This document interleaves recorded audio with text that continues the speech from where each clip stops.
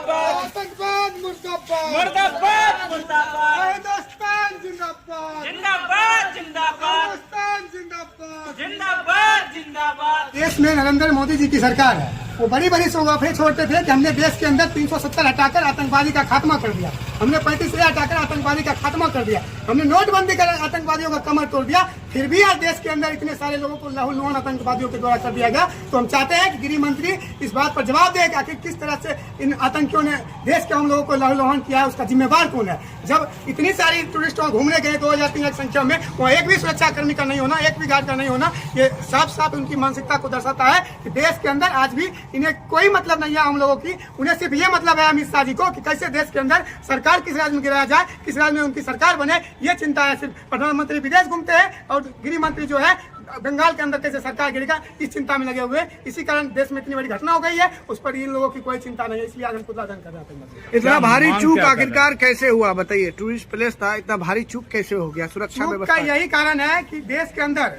जब देखिए जम्मू कश्मीर है वो केंद्र शासित प्रदेश के अंतर्गत आता है, उनकी सारी जो सिक्योरिटी होती है वो गृह मंत्री और वहाँ के जो सुरक्षा कर्मी है उनके प्रति आता है। लेकिन गृह मंत्री को चाणक्य कहा जाता है इस देश के अंदर। अमित शाह जी चाणक्य हैं, उनकी चाणक्य नीति सिर्फ ये में चलती है कि कैसे हमारा सरकार बने, कैसे हमारा सरकार बचा रहे और कैसे बंगाल के अंदर सरकार गिरे, ये चिंता में लगे रहते हैं। और देश के आम सुरक्षित है कि नहीं है, जम्मू कश्मीर के अंदर अपराधी खत्म हुआ कि नहीं हुआ, इनमें उनका कोई इंटरेस्ट नहीं है।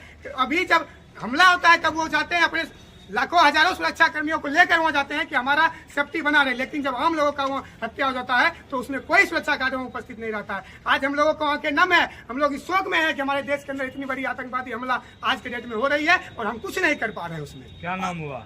बसंत कुमार। आतंकवादी हमला हो गया, कई लोगों की जान चली गई, लेकिन आप लोग राजनीति कर रहे हैं, बताइए। ये राजनीतिक नहीं है, हम राजनीति करने का हमें कोई शौक नहीं है। देश के अंदर देश अभी पूरी तरह से मतमाहत में है कि देश के अंदर इतने सारे लोगों की जान गई है।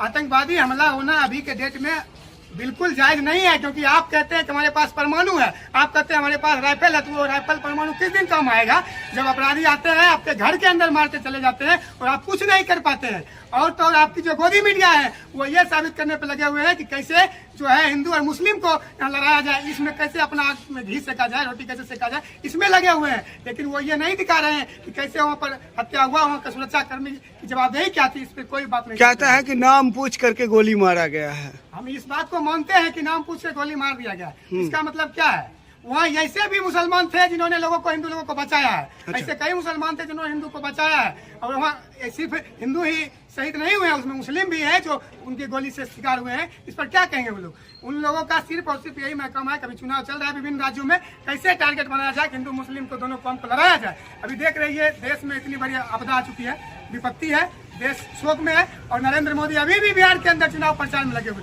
क्या ये प्रचार नहीं है? ये राजनीतिक नहीं है? हम अगर यहाँ पर आतंकवादी का पुतला दहन कर रहे हैं तो हम पॉलिटिक्स कर रहे हैं और आप प्रचार कर रहे हैं घूर घूर के, ये पॉलिटिक्स नहीं है क्या? इसकी हम घोर निंदा करते हैं और अमित शाह जी को इस्तीफा देना चाहिए इसमें, और जितने भी उसमें हमले में मारे गए हैं उनको जो उचित मुआवजा, उनका मुआवजा दे। जब चुनाव आता है तभी इस तरह की घटनाएं क्यों अपने देश में देखने के लिए मिलता है? देश की दुर्भाग्य है कि ऐसे ऐसे लोग राजनीतिक में हैं जो नहीं चाहते हैं कि देश में अमन और चैन रहे। जब पुलवामा का हमला हुआ था वो तो पता होगा, उस समय भी हम लोग आंदोलन पे थे, आंदोलन कर रहे थे कि इसकी जांच करवाया जाए, लेकिन यही नरेंद्र मोदी की सरकार है, उसकी जांच नहीं हुई और उतने सारे सैनिक हमारे शहीद हो गए। उनसे इनको कोई मतलब नहीं था, जिसके कारण फिर आज दोबारा ये घटना जम्मू कश्मीर के अंदर हुआ।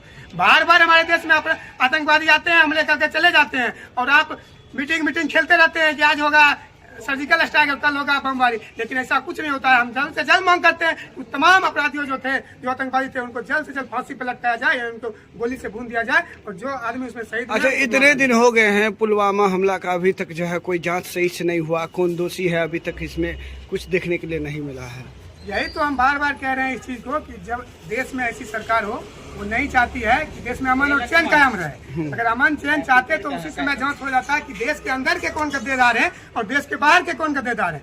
आखिरकार कोई ना कोई अंदर का भी तो गद्देदार उनसे मिला हुआ है, इसका जांच कौन करेगा? जब तक आप जांच नहीं करवाइएगा, कैसे RDX आया हमारे देश के अंदर वो पता नहीं करवाइएगा, जांच नहीं बैठेगी तो कैसे इस चीज को पता चलेगा? लेकिन इनको उन सबसे कोई मतलब नहीं है। बार बार कह रहे हैं कि ये लोग सिर्फ और सिर्फ अपनी सत्ता चाहते हैं, हर जगह सत्ता की राजनीति करने में ये लोग लगे हुए हैं।